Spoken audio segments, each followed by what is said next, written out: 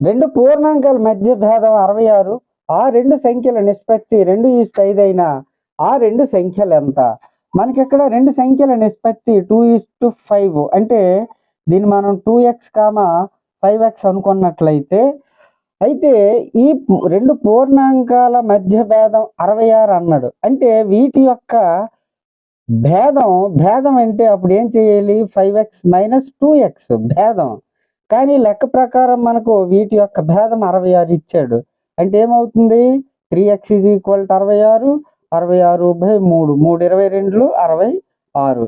అయితే ఇక్కడ మనం ఒక సంఖ్యను మనం 2x అనుకున్నాం. 2 × x యొక్క వాల్యూ ఇక్కడ 22 గుణిస్తే 44. ఇదొక సంఖ్య.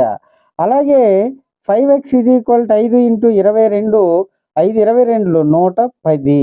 ఇప్పుడు దీని నుండి దీన్ని తీసివేస్తే మనకు 66